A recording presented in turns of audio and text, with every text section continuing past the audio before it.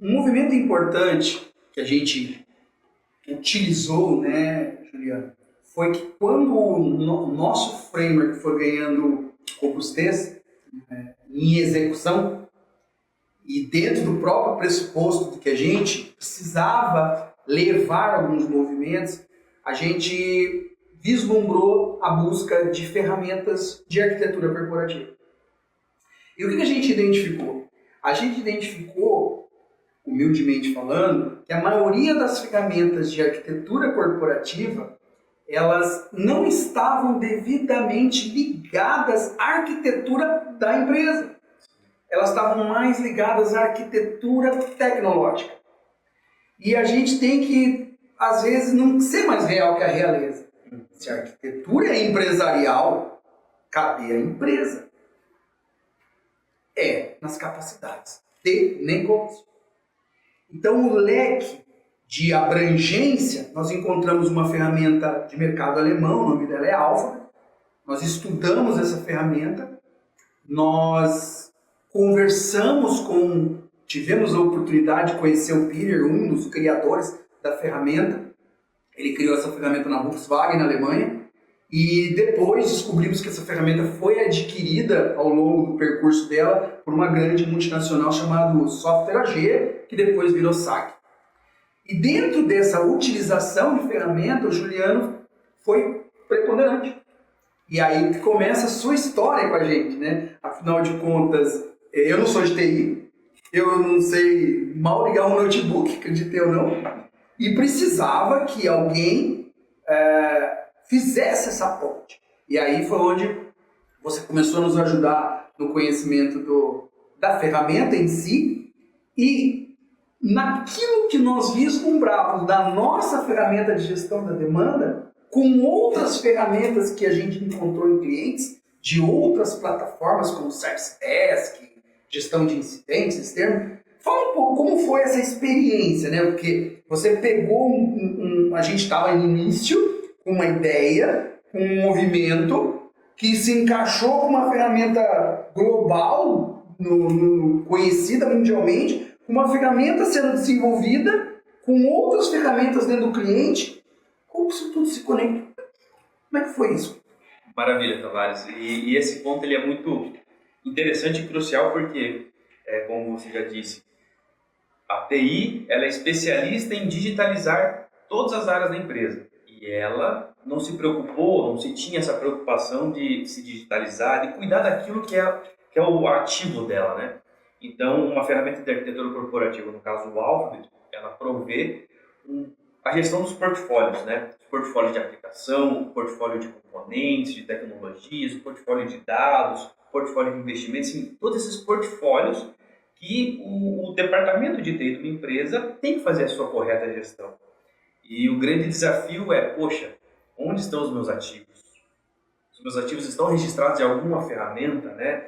Como eu trago para essa ferramenta de gestão, né? Então é importante ressaltar que o Alphabet é uma ferramenta de gestão e não uma ferramenta de operação, como ferramentas, por exemplo, de CMDB, e por vezes as empresas têm ferramentas de CMDB, mas os dados não estão corretamente cadastrados lá, eles não são mantidos de uma forma correta e não permite uma correta tomada de decisão pelo board executivo. Então, uma ferramenta de arquitetura corporativa, ela entra exatamente nesse aspecto. A gente pode até carinhosamente chamar uma ferramenta de arquitetura corporativa de URP da TI. Muito. Porque é exatamente esse o papel. Preciso saber os meus ativos, mas só saber os ativos por si só não basta. Qual é a correlação das capacidades de negócio para sustentar o meu negócio, né? Sustentar a cadeia de valor da companhia. Esse quebra de paradigma é interessante, porque eu tive feedback, é muito importante, né? Mas numa empresa como a nossa, que ainda é um bebê, né? Gatinha. E eu acho muito interessante, porque eu acho que a gente tem que ser verdadeiro daquilo que a gente está propondo, né? Quando nós usamos o termo RP da TI uma vez, logo no início, foi uma forma de fazer o quê? Um contexto. Sim. Um contexto de Enterprise Resource Plan. Não do A, B, C, D, projeto A, projeto B. É o termo, o conceito de um recurso da empresa planejado de forma ampla.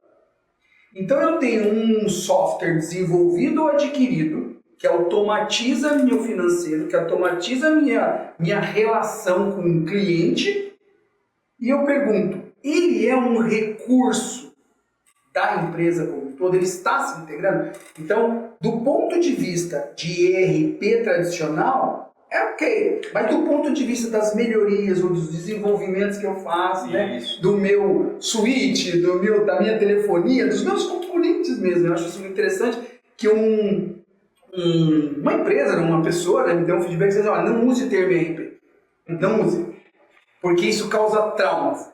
Aí eu voltei, pensei e falei, puxa vida, como nós, na TI, não sabemos nos vender. Transformamos o mundo, digitalizamos o mundo, as pessoas são capazes de fazer coisas inimagináveis por causa da TI e nós achamos que isso foi um trauma para eles. Como assim? É claro que todo projeto de transformação digital tem problemas. Gera impactos. Pô, eu fazia desse jeito. E eu vou para mais um detalhe, Juliano, que você vive com a gente. Nós, quando falamos na TI com área de negócio, muitas vezes nós desejávamos deles uma disciplina de processo. O que efetivamente você faz? O que você quer que eu mude no sistema? Por que você quer que eu faça isso? Por que você quer que eu faça aquilo? E houve um afastamento entre a TI e o negócio. Quando a gente chega na TI e fala, qual é o teu processo? A gente tem ainda uma imaturidade na forma de tratar essa pergunta. Como se nós estivéssemos questionando, como se nós estivéssemos... E o que a gente quer deixar transparente é, este movimento é um movimento contínuo de aprendizado. Você tem tuas bases, teu CNDB, tua infraestrutura, você tem teu desenvolvimento feito lá nos boards, né, nos Agile, que você é um especialista, eu vejo você falar, acho até interessante. Está todo mundo usando. A minha pergunta é um ERP? Tem que ser. Ou seja, o que está na minha esteira de desenvolvimento tem que estar, de uma certa forma, integrado com o meu planning capacity de mudança da minha infraestrutura, com a minha demanda de licenciamento, uso de recursos. Perfeito. E a pergunta de $1 milhão, como eu ligo isso à minha movimento empresarial lá nas capacidades, lá na matriz SWOT? E será que a gente está, enquanto empresa, fazendo o que a gente deveria fazer nesse momento? E aí entra o nosso framework de governança e a nossa ferramenta de gestão de demanda. Por quê? Por mais que a gente tenha, né, um ERP já implementado na TI, onde eu tenho os meus portfólios de aplicações, eu tenho o meu portfólio de negócio com as capacidades de negócio, eles já estão correlacionados. O melhor cenário, né? Eu tenho os componentes, enfim. E aí, o que eu faço? Será que os times lá, né, nas esteiras de desenvolvimento, estão realmente fazendo aquilo que precisa ser feito? O nosso investimento enquanto empresa está alocado da forma correta? E aí me permita, Tavares, destacar duas das inúmeras funcionalidades que a nossa ferramenta tem, que eu acredito que são o core, para que a gente consiga apoiar o board executivo das empresas a tomar uma decisão mais assertiva, né? Então, a primeira funcionalidade é a gestão da demanda. Então, o que é uma demanda, né? Nós já falamos aqui sobre uma demanda, ela é algo grande, algo que vai movimentar a empresa para um determinado caminho. Poxa, legal, mas qual é a correlação da demanda com o SWOT, com o BSC?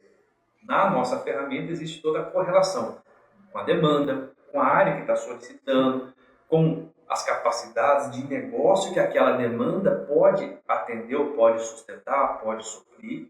As capacidades de negócio já passaram lá no SWOT, nós temos o MUT, e também está correlacionado com o BSC. Ou seja, eu posso ter, e é normal, natural que a gente tenha várias demandas na empresa, né? Agora, qual que vai ser a demanda, ou qual vai ser o set de demandas que nós vamos trabalhar no próximo ano fiscal, por exemplo?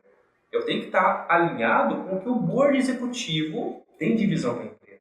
Então aí entra o BSC na nossa ferramenta. Então o BSC auxilia na priorização das demandas. E aí, com as nossas demandas priorizadas, casando com um processo de governança do time de TI e os portfólios, né? Vamos lá, talvez não na maturidade que seria ideal, mas caminhando para essa maturidade, com a ferramenta a gente consegue auxiliar o board a ir para o caminho mais assertivo, direcionando os investimentos, direcionando os recursos para o melhor caminho possível.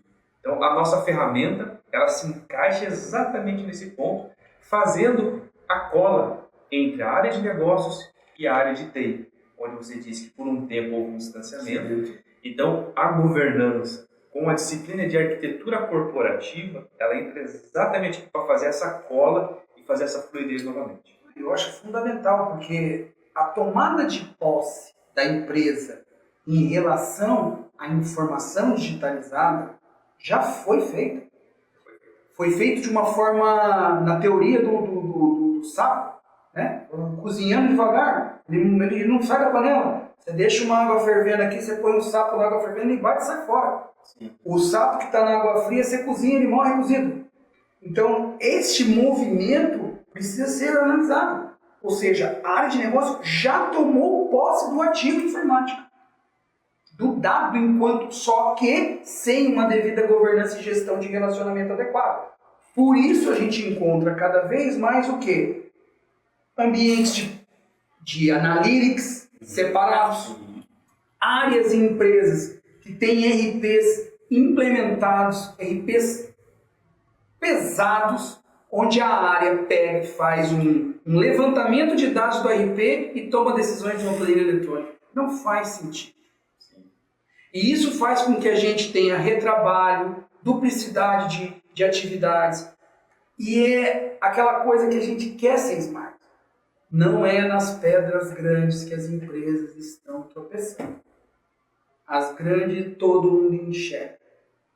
O alerta que a gente quer em você gastar uma energia e fazer essa gestão dessa demanda é cabeça pequenininha.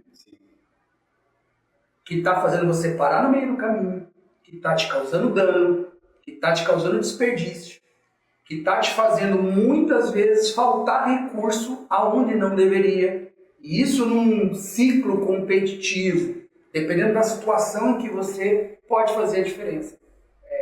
Então é um movimento de posse que a gente está percebendo e a TI proporcionar essa relação de uma forma um pouco mais assertiva. Perfeito. Então, como você bem disse, né, as áreas de negócio absorveram a tecnologia. Absorveram. E um ponto que é importante talvez trazer aqui, mais uma quebra de paradigma, né? Assim como a gente falou do RP da TI, que hoje uma empresa, por exemplo, do ramo financeiro, ela não é do ramo financeiro. A empresa ela tem que mudar o seu mindset. Uma empresa de tecnologia que está oferecendo um serviço financeiro. Uma indústria, seja de qual área for, ela é uma empresa de tecnologia que fornece aquele tipo de produto. O que isso muda? Isso não é simplesmente mindset, né? Não é simplesmente uma palavra bonita. Não. Isso refere, o que isso quer? O que isso traduz em maturidade? Quando você volta para esse cenário, ou seja, eu sou uma empresa de tecnologia que fornece esses produtos, que fornece esses serviços, a TI ela tem por responsabilidade impulsionar cada vez mais o negócio. E aí a competitividade aumenta. E isso que torna legal você ter a governança, uma ferramenta de governança, uma ferramenta para decidir o que eu vou fazer naquele momento. Então, não sou uma empresa financeira que tem uma área de TI. Essa inversão, não uma inversão de papéis, mas essa mudança de postura impulsiona e muito as empresas no mercado cada vez mais competitivo.